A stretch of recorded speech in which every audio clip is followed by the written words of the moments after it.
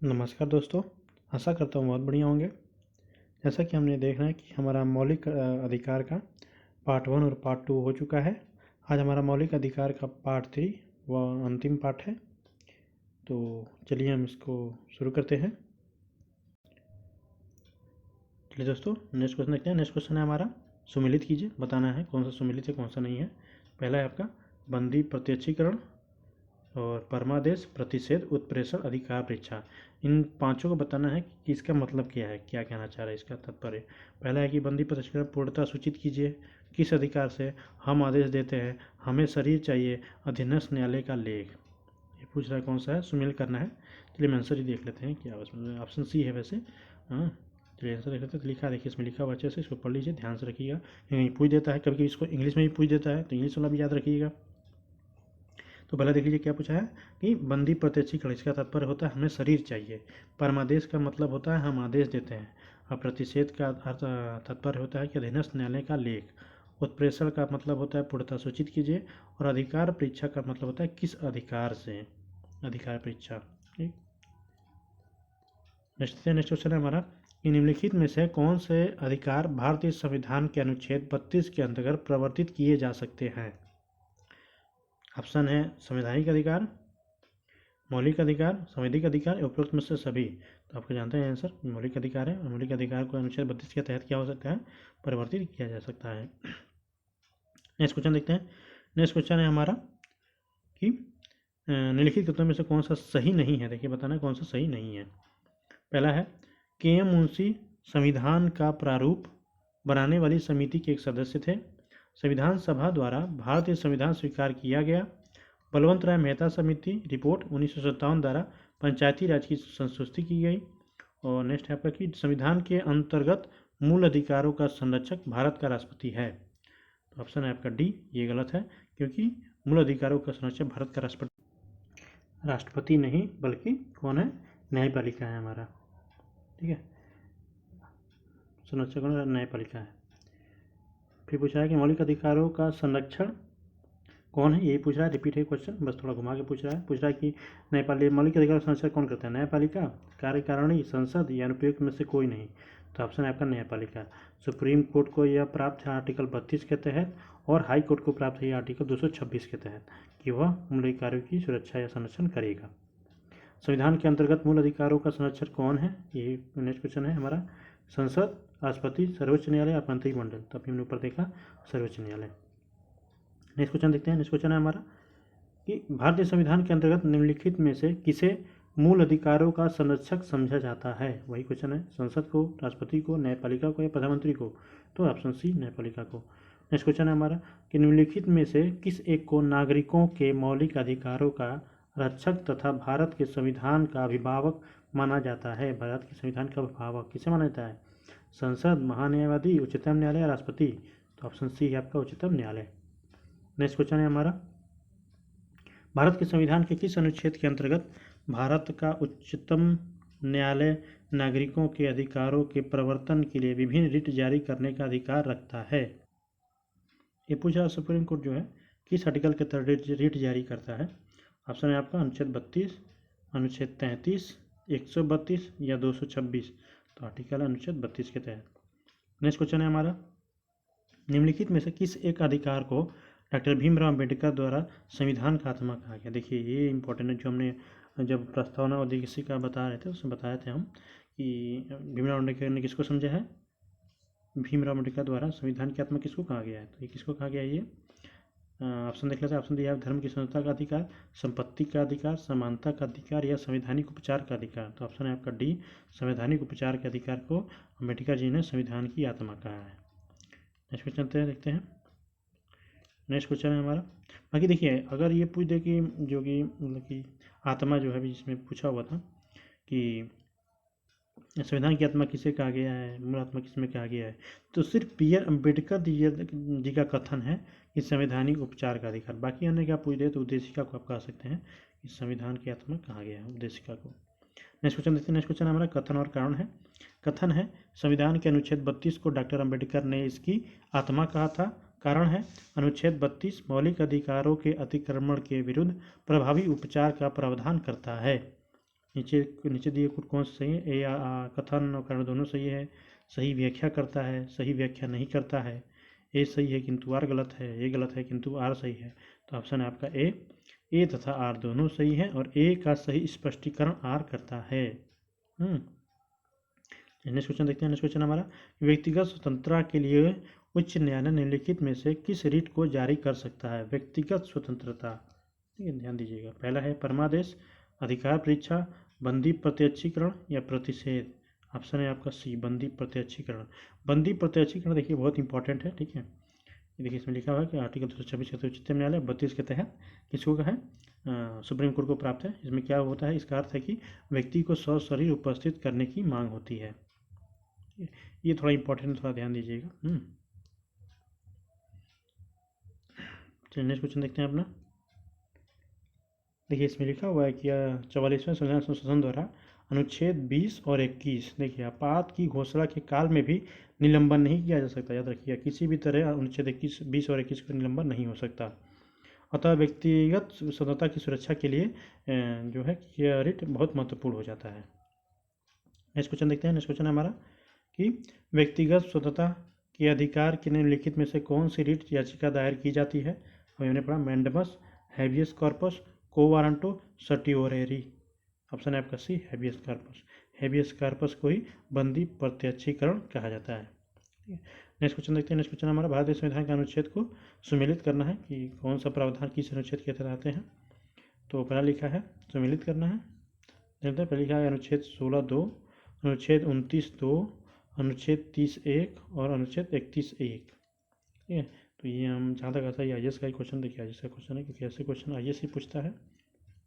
काफ़ी लंबे और काफ़ी थोड़े घुमाने हैं, सर घुमाने वाले क्वेश्चन है। तो चलिए इसका आंसर हम देख लेते हैं। ये थोड़ा काफ़ी लंबा है। आंसर देख लीजिए, दिया हुआ है 16(2). 16(2) देख लीजिए क्या है। 16(2) के तहत क्या आता है आर्टिकल?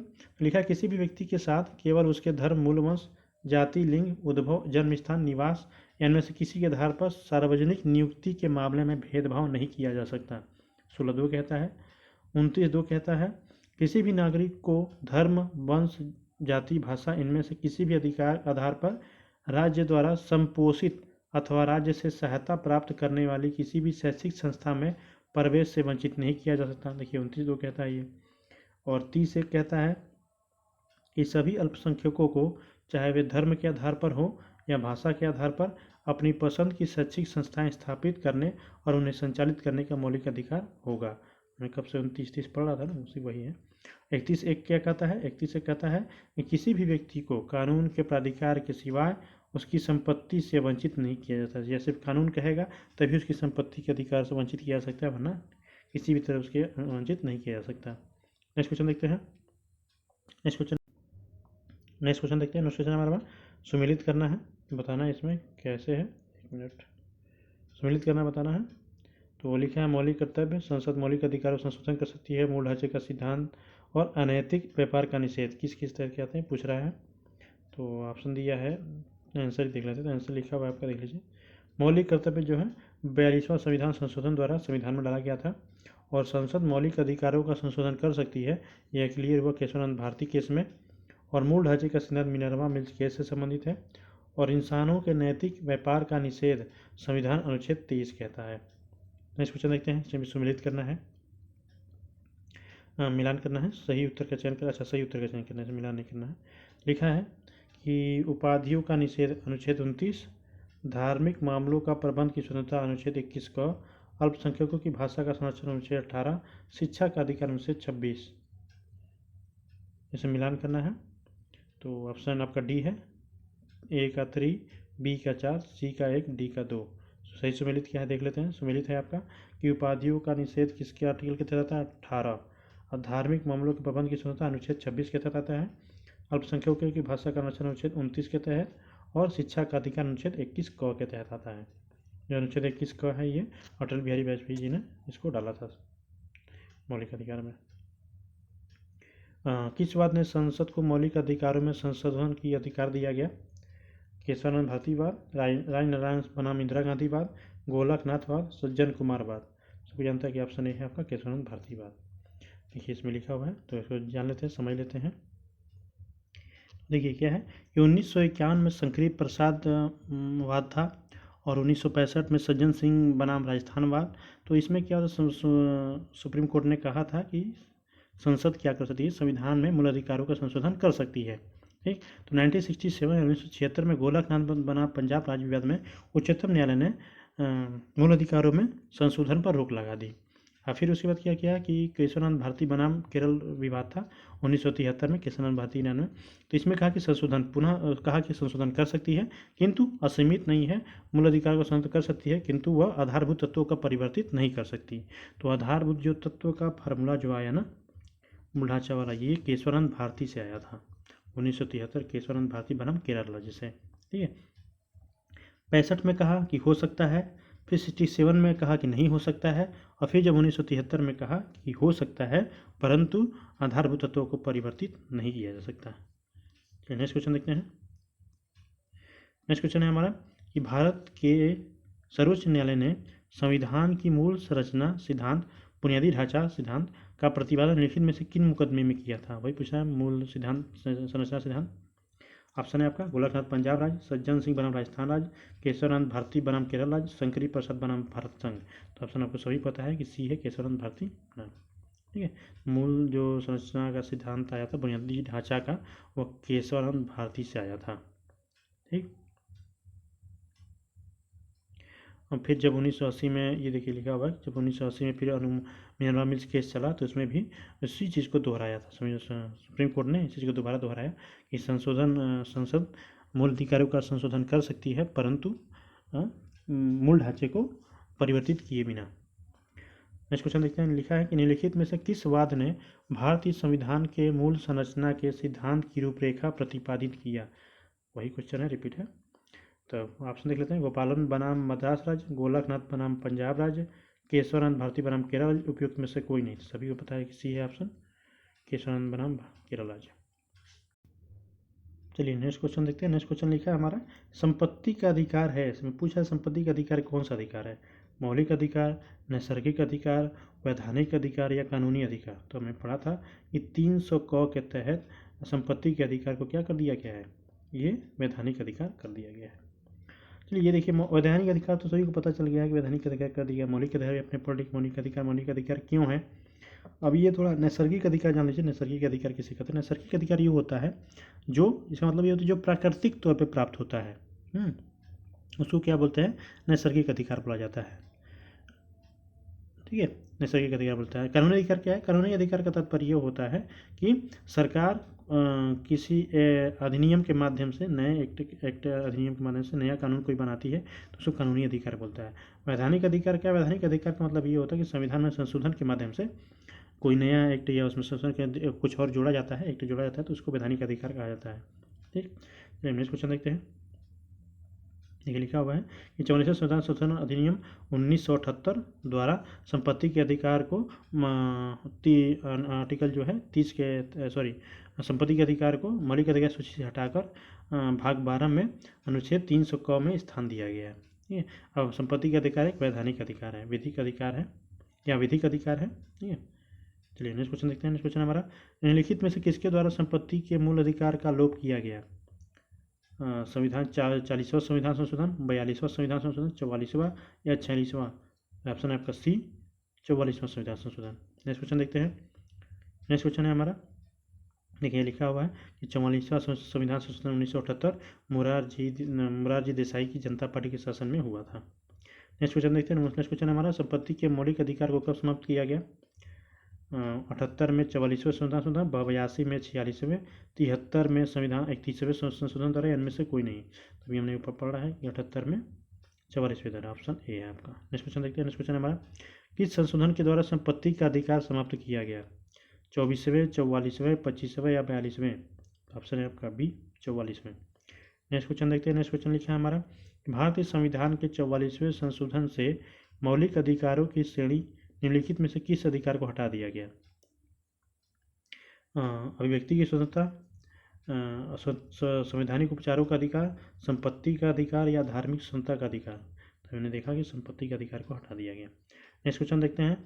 वर्तमान समय में भारतीय संविधान के अंतर्गत संपत्ति का अधिकार है, क्या है, मौलिक अधिकार, वैधानिक अधिकार, नैतिक अधिकार या उपयुक्त में से कोई नहीं। तो ऑप्शन है आपको क्या, वैधानिक अधिकार, ऑप्शन बी। नेक्स्ट क्वेश्चन देखते हैं। अच्छा एक देखिए, एक और एक अधिकार होता है अप्रतिदेय होता है। अप्रतिदेय का मतलब होता है कोई चीज़ है जो सदा के लिए दे दिया गया हो, उसे दोबारा आदमी मांगे ना या दोबारा उससे वापस ना लिया जाए, तो उसको बोलते हैं अप्रतिदेय। तो नेक्स्ट क्वेश्चन पे चलते हैं अपने। लिखा है कि जिस संविधान संशोधन से नागरिकों के संपत्ति के अधिकार का मूल अधिकारों को सूची से निकाल दिया गया, वह कौन सा संविधान संशोधन था? 42वां था, 43वां था, 44वां था या 45वां था? तो ऑप्शन आपका सी है 44वां। नेक्स्ट क्वेश्चन देखते हैं। नेक्स्ट क्वेश्चन है हमारा, निम्नलिखित में से कौन सा एक मौलिक अधिकार नहीं है? समानता का अधिकार, शोषण के विरुद्ध अधिकार, संपत्ति का अधिकार या धार्मिक स्वतंत्रता का अधिकार? तो अभी सभी को पता है कि संपत्ति का अधिकार क्या है, मौलिक अधिकार नहीं है। नेक्स्ट क्वेश्चन देखते हैं। नेक्स्ट क्वेश्चन है हमारा, निम्नलिखित में से कौन सा भारत के संविधान द्वारा प्रदत्त 6 मूल अधिकारों में से नहीं है? समानता का अधिकार, विरोध का अधिकार, शोषण के विरुद्ध अधिकार, धर्म की स्वतंत्रता का अधिकार? तो आपका ऑप्शन है विरोध का अधिकार नहीं है। नेक्स्ट क्वेश्चन देखते हैं। निम्नलिखित में से कौन सा मूल अधिकार भारतीय संविधान में नागरिकों को नहीं दिया गया? नागरिकों को नहीं दिया गया। संवैधानिक प्रतिकार का अधिकार, संपत्ति का अधिकार, शांतिपूर्वक एकत्र होने का अधिकार, देश भर में आज़ादी के साथ आने जाने का अधिकार? तो ऑप्शन बी आपका संपत्ति का अधिकार क्या दिया, मूल अधिकार में नहीं दिया गया। मूल अधिकार पूछा था कि नहीं दिया गया ये, ठीक है। नेक्स्ट क्वेश्चन देखते हैं। नेक्स्ट क्वेश्चन है हमारा कि भारतीय संविधान निम्न से कौन सा अधिकार प्रदान नहीं करता है? समान आवास का अधिकार, स्वतंत्रता का, समानता का अधिकार, धर्म पालन करने का अधिकार या स्वतंत्रता का अधिकार? ऑप्शन आपका है समान आवास का अधिकार भारतीय संविधान नहीं प्रदान करता। नेक्स्ट क्वेश्चन देखते हैं। नेक्स्ट क्वेश्चन हमारा कि भारतीय संविधान में समानता का अधिकार 5 अनुच्छेदों द्वारा स्वीकृत है, वे हैं कौन कौन से? समानता के अधिकार 5 अनुच्छेद है ना, 13, 17, 14 से 18, अनुच्छेद 15 से 19 या 16 से 20? ऑप्शन है आपका बी, अनुच्छेद 14 से 18 क्या है, समानता का अधिकार से संबंधित है। नेक्स्ट क्वेश्चन देखते हैं। नेक्स्ट क्वेश्चन हमारा, निम्नलिखित में से कौन सा मूल अधिकार भारतीय संविधान में नागरिकों को नहीं दिया गया है? देश के किसी भी भाग में बसने का अधिकार, लिंग समानता का अधिकार, सूचना का अधिकार या शोषण के विरुद्ध अधिकार? तो ऑप्शन आपको यही भी दिख रहा है सूचना का अधिकार। सूचना का अधिकार जो है मूल अधिकार में नहीं था। ऑप्शन सी है सूचना का अधिकार। सूचना अधिकार देख लीजिए, सूचना का अधिकार एक विधिक अधिकार है जिसे सूचना का अधिकार अधिनियम 2005 के तहत नागरिकों को प्रदान किया गया था। 2005 में हम लोग को मिला था, भारतीय जनता को मिला था, ठीक है, जिसको इंग्लिश में RTI भी बोला जाता है। इसमें आप चाहे कोई भी सूचना आप सरकार से जान सकते हैं, मात्र 10 रुपये की फीस लगती है, ठीक है, ऑनलाइन है और ऑफलाइन दोनों माध्यम में आप इसके तहत। नेक्स्ट क्वेश्चन देखते हैं। नेक्स्ट क्वेश्चन हमारा कि भारतीय संविधान के अंतर्गत निम्नलिखित अधिकारों में से कौन सा एक अधिकार सभी व्यक्तियों को प्राप्त है? सभी व्यक्तियों को पूछ रहा है, प्राप्त है। विधि के समान संरक्षण का अधिकार, भेदभाव के विरुद्ध अधिकार, स्वतंत्रता का अधिकार, सांस्कृतिक एवं शैक्षणिक अधिकार? कौन सा अधिकार है? ऑप्शन ए आपका विधि के समान संरक्षण का अधिकार सभी को प्राप्त है, चाहे वो भारतीय हो चाहे विदेशी हो, ठीक है। नेक्स्ट क्वेश्चन देखते हैं। नेक्स्ट क्वेश्चन है हमारा,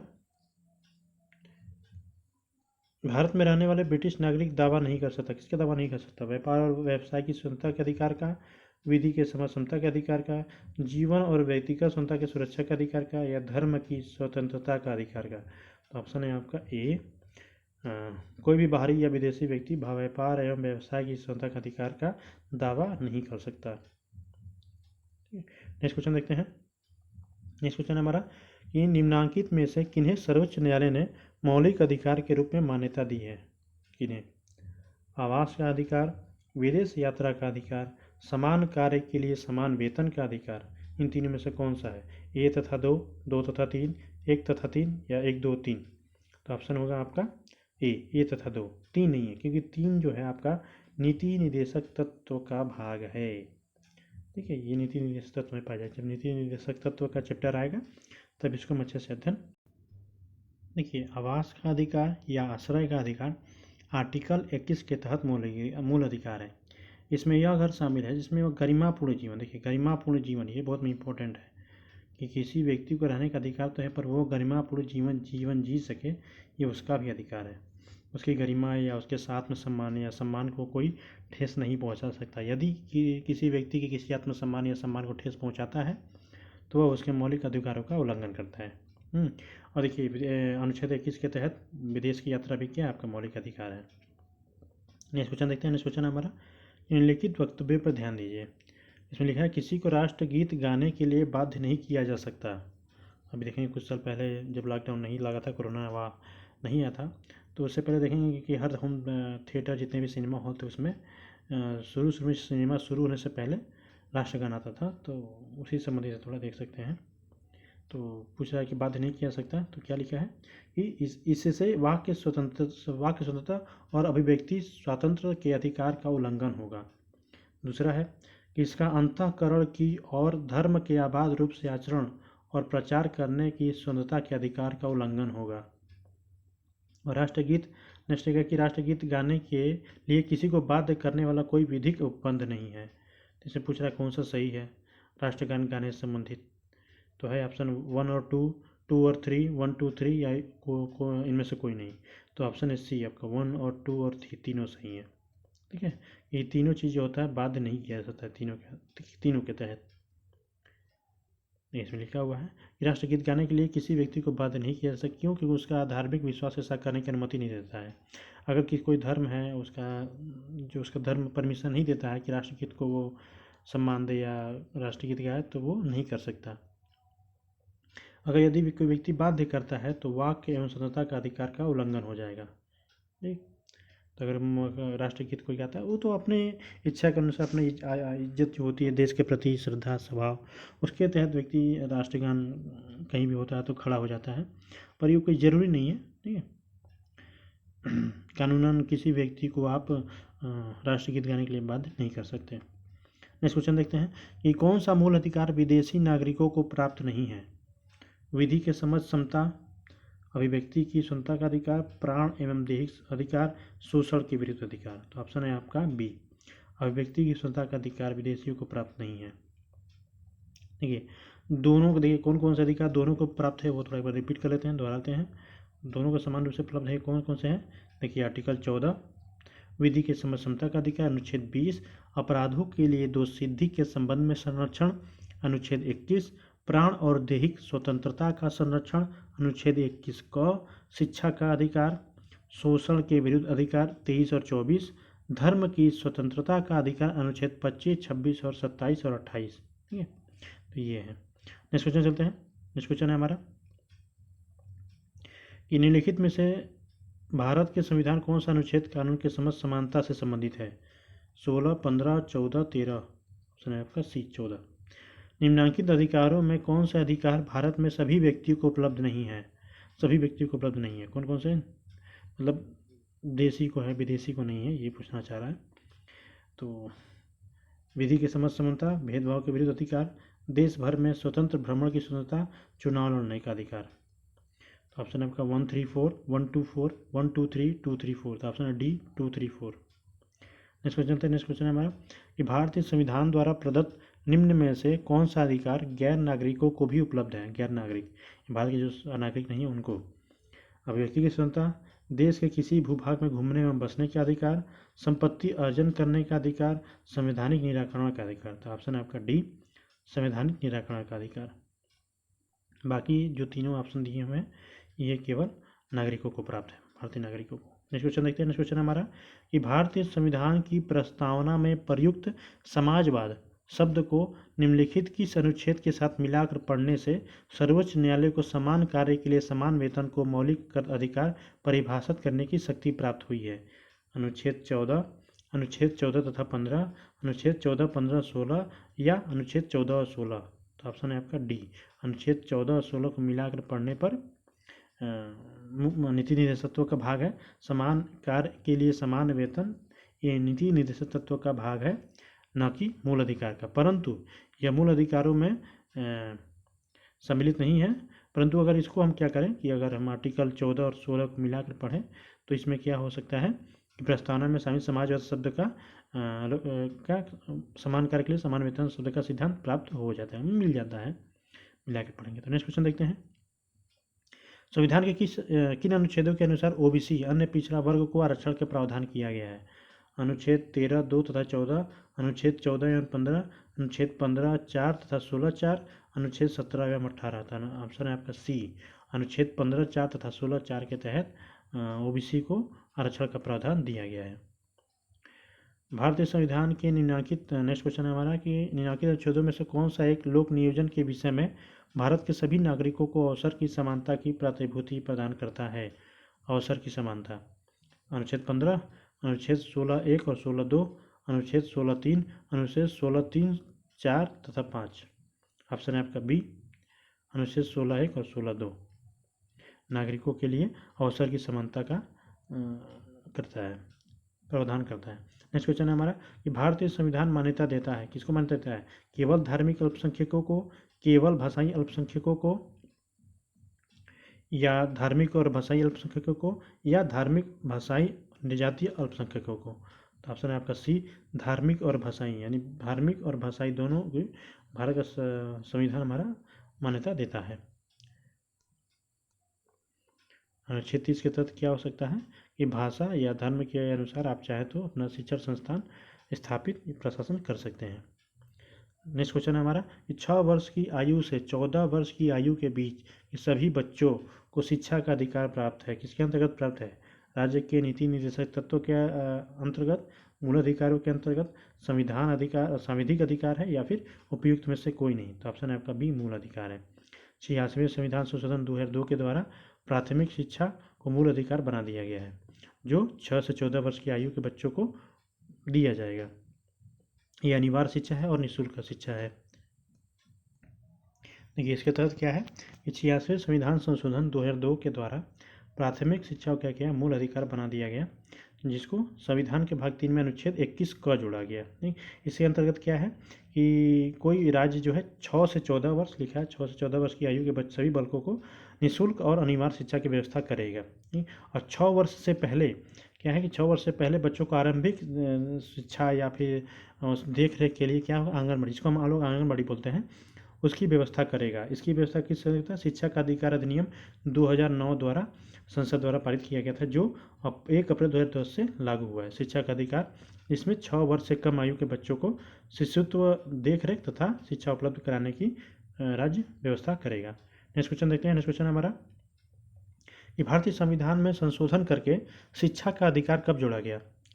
1 अप्रैल 2010, 1 अगस्त 2010, 1 अक्टूबर 2010, या फिर 1 दिसंबर 2010। तो देखिए ऊपर दिख ही रहा है 1 अप्रैल 2010 को, ऑप्शन ए है आपका। नेक्स्ट क्वेश्चन देखते हैं। नेक्स्ट क्वेश्चन हमारा निम्नलिखित में से कौन सा एक मानवाधिकार भारतीय संविधान के अंतर्गत मौलिक अधिकार भी है? मानवाधिकार, सूचना का अधिकार, काम का अधिकार, शिक्षा का अधिकार है, मकान का अधिकार।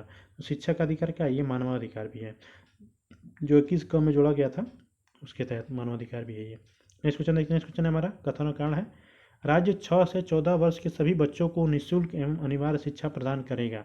कारण है, एक प्रजातांत्रिक समाज में शिक्षा का अधिकार मानवाधिकार है के रूप में विकास के अधिकार की व्याख्या के लिए अपरिहार्य है। तो दोनों तो सही है, पर ये देखते हैं कि स्पष्टीकरण है कि नहीं है। ए और आर दोनों सही हैं। ए का सही स्पष्टीकरण आर है, ए और आर दोनों सही है, किंतु आर ए का सही स्पष्टीकरण नहीं है। ए सही है किंतु आर गलत है, आर सही है किंतु ए गलत है। ऑप्शन ए है आपका, ए और आर दोनों सही हैं और स्पष्टीकरण भी करता है। शिक्षा का अधिकार एक मानवाधिकार है। नेक्स्ट क्वेश्चन देखते हैं। नेक्स्ट क्वेश्चन हमारा, निम्न में से कौन सा एक अधिकार राष्ट्रीय आपातकाल तक में भी समाप्त या सीमित नहीं किया जा सकता? कौन सा अधिकार? ऑप्शन है आपका, देश के किसी भाग में निवास तथा बसने की स्वतंत्रता का अधिकार, व्यक्तिगत स्वतंत्रता तथा जीवन का अधिकार, भारत के संपूर्ण क्षेत्र में अबाध भ्रमण की स्वतंत्रता का अधिकार, वृत्ति या उपजीविका की स्वतंत्रता का अधिकार। तो ऑप्शन बी है आपका, व्यक्तिगत स्वतंत्रता तथा जीवन का अधिकार जो है किसी भी आर्टिकल के तहत या किसी भी के तहत नहीं खत्म की जा सकती। ठीक है, आर्टिकल 20 और 21 को क्या है कि आपातकाल में भी खत्म नहीं किया जा सकता। अच्छा, आर्टिकल 20 और 21 को किस संशोधन द्वारा कहा गया कि इसको खत्म नहीं किया जा सकता? तो आर्टिकल है आपका 44वें संविधान संशोधन 1978 के द्वारा बोला गया कि 20-21 को किसी भी तहत खत्म नहीं या कम नहीं किया जा सकता। नेक्स्ट क्वेश्चन देखते हैं। नेक्स्ट क्वेश्चन है हमारा कि भारतीय संविधान के अनुच्छेद 25 में प्रयुक्त हिंदू शब्द किससे सम्मिलित नहीं करता है? यानी हिंदू शब्द में कौन से धर्म के लोग नहीं आते हैं? बौद्ध, पारसी, जैन या सिख। तो देखिए पारसी लोग जो हैं हिंदू शब्द में नहीं आते हैं। ठीक है, हिंदू शब्द में नहीं आता है। बाकी बौद्ध हो गए, जैन हो गए और सिख हो गए। हिंदू हिंदू जो आर्टिकल 25 है उस हिंदू में एक ही परिभाषा में ये तीनों आते हैं। नेक्स्ट क्वेश्चन देखते हैं। नेक्स्ट क्वेश्चन हमारा, भारत के किसी धार्मिक संप्रदाय समुदाय को यदि राष्ट्रीय स्तर पर अल्पसंख्यक वर्ग का दर्जा दिया जाता है तो वह किन विशेष लाभों का हकदार होगा? ऑप्शन है आपका, यह संप्रदाय समुदाय विशेष शैक्षणिक संस्थानों का स्थापना और संचालन कर सकता है। भारत के राष्ट्रपति स्वयं इस संप्रदाय समुदाय के प्रतिनिधि को लोकसभा में मनोनीत कर देते हैं। और तीसरा है कि यह संप्रदाय समुदाय प्रधानमंत्री के 15 पॉइंट कार्यक्रम के लाभ प्राप्त कर सकता है। ऑप्शन है आपका केवल एक, केवल दो, तीन, केवल एक और तीन, या एक, दो, तीन, तीनों। तो ऑप्शन है सी, एक और तीन। नेक्स्ट क्वेश्चन देख लेते हैं। तो नहीं, ये नेक्स्ट क्वेश्चन से पहले इसको थोड़ा देख लेते हैं अच्छे से, क्या कहना चाह रहा है ये लिखा हुआ है कि आर्टिकल, अभी हम पढ़ते आ रहे हैं कि आर्टिकल 30 के तहत अल्पसंख्यक जो वर्ग होते हैं वो अपने शिक्षा संबंधी शिक्षा संस्थानों की स्थापना और प्रशासन अपने कर सकते हैं, उनको अधिकार ये प्राप्त है। 2006 में केंद्र सरकार ने क्या किया कि अल्पसंख्यक वर्गों के कल्याण के लिए, जो अल्पसंख्यक वर्ग हैं उनके कल्याण के लिए क्या किया कि 15 सूत्री कार्यक्रम का आरंभ किया। ठीक है, अल्पसंख्यकों के कल्याण के लिए, याद रखिएगा 15 सूत्री कार्यक्रम किस लिए प्रारंभ किया गया है? तो अल्पसंख्यक वर्गों के कल्याण के लिए। और नेक्स्ट है कि राष्ट्रपति जो है अल्पसंख्यक वर्गों को मनोनयन नहीं करता, बल्कि वो एंग्लो इंडियन समुदाय के 2 सदस्यों का लोकसभा में मनोनयन करता है। चलिए नेक्स्ट क्वेश्चन देखते हैं। नेक्स्ट क्वेश्चन हमारा, किस अपराध के अभियुक्त को स्वयं अपने विरुद्ध गवाह बनने के लिए बाध्य नहीं किया जा सकता? भारतीय संविधान के किस अनुच्छेद में यह प्रावधान है? मतलब ये बोल रहा है कि कोई अगर किसी को गिरफ्तार कर लिया गया, उससे जबरदस्ती उसको मतलब कहवा रहे हैं कि तुम कबूल लो कि मैंने ये गलती की है, तो ये आप बाध्य नहीं कर सकते हैं किसी को कि खुद की गलती वो कबूल करे। किस आर्टिकल के तहत कहा गया है? तो अनुच्छेद 20(3), अनुच्छेद 21, अनुच्छेद 22 या अनुच्छेद 74। तो ऑप्शन है आपका अनुच्छेद 20 और 3 के अंतर्गत खुद के विरुद्ध गवाह बनने के लिए बाध्य नहीं किया जा सकता, 20(3) के अंतर्गत। नेक्स्ट क्वेश्चन है हमारा, इस संविधान का कौन सा अनुच्छेद दोष सिद्धि के संबंध में अभियुक्तों को दोहरे दंड एवं स्व अभिशंसन के संरक्षण प्रदान करता है?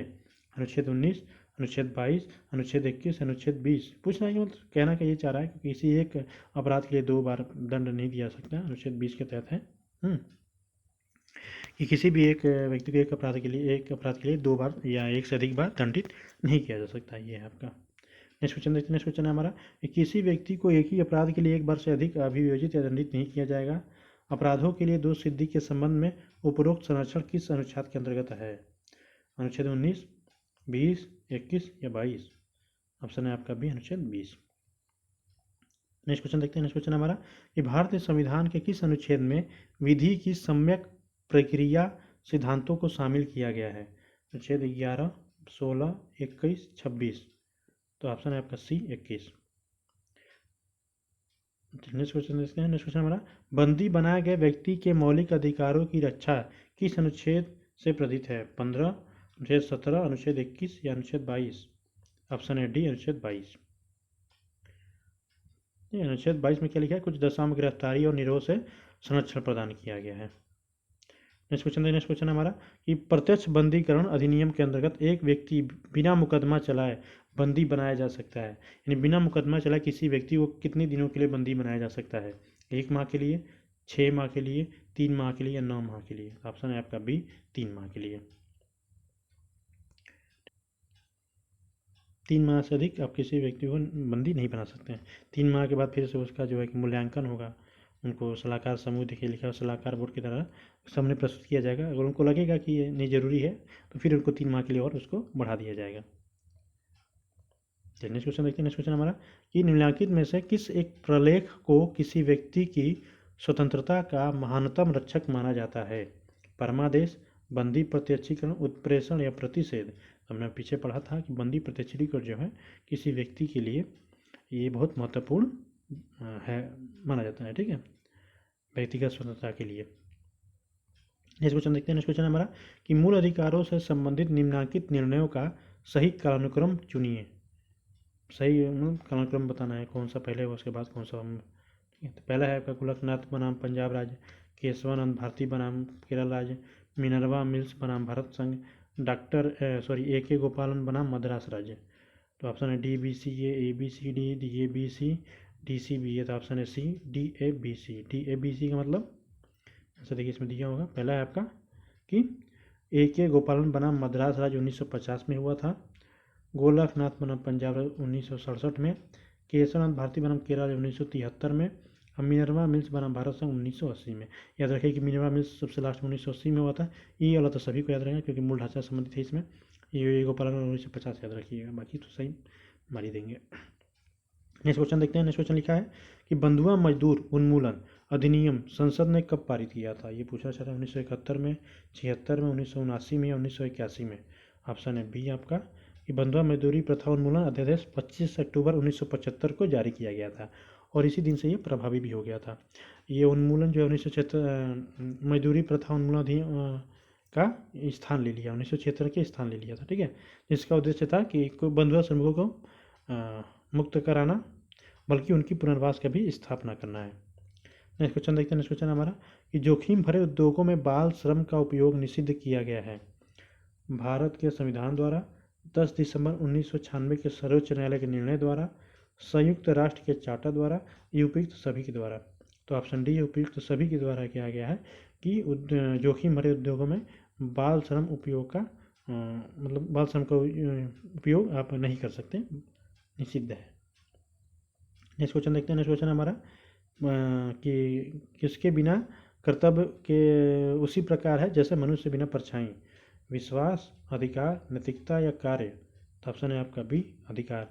अधिकार के बिना कर्तव्य उसी प्रकार है जैसे मनुष्य बिना परछाई के। ये किसने कहा था? अर्नेस्ट बारकर ने कहा था। नेक्स्ट क्वेश्चन देखते हैं। नेक्स्ट क्वेश्चन हमारा कि भारत के संदर्भ में निम्नलिखित में से कौन सा अधिकारों और कर्तव्यों के बीच सही संबंध है।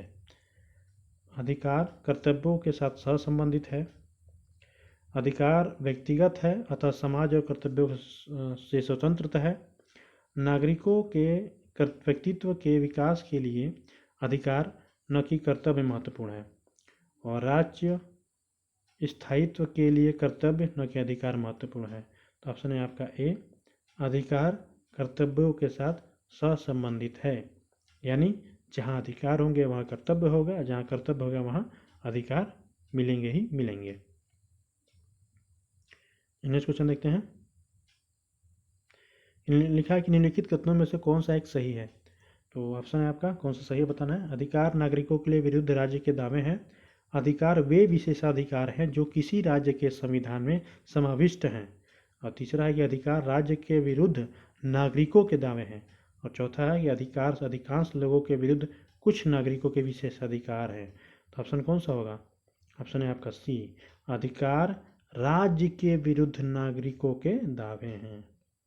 राज्य ऐसा कोई कानून नहीं बना सकता जैसे जनमानस को स्वतंत्रता को बाधा पहुँचे। नेक्स्ट क्वेश्चन देखते हैं। नेक्स्ट क्वेश्चन है हमारा सेवा के अधिकार की अवधारणा प्रारंभ हुई।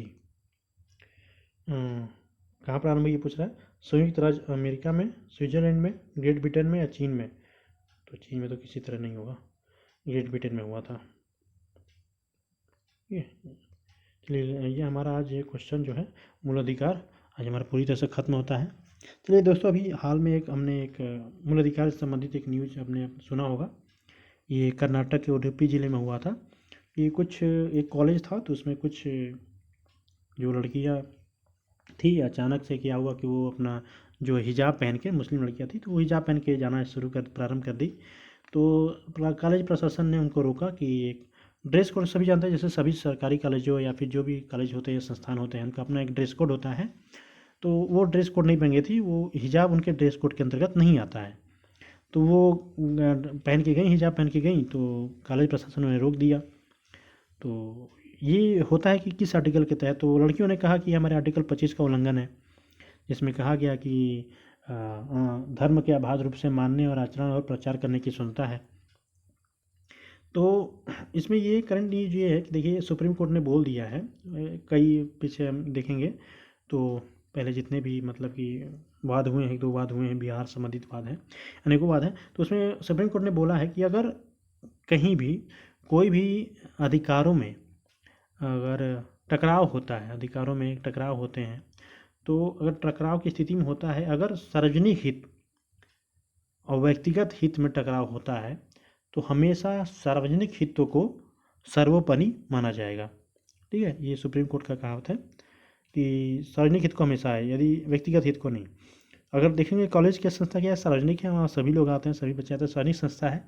और जो लड़कियाँ जो बात कर रही एक प्रकार से वो प्राय व्यक्तिगत बात की बात कर रही हैं। हालांकि दोनों को ही, उनको भी आर्टिकल 25 के तहत सही बात है कि धर्म का अबाध रूप से मानने का अधिकार है।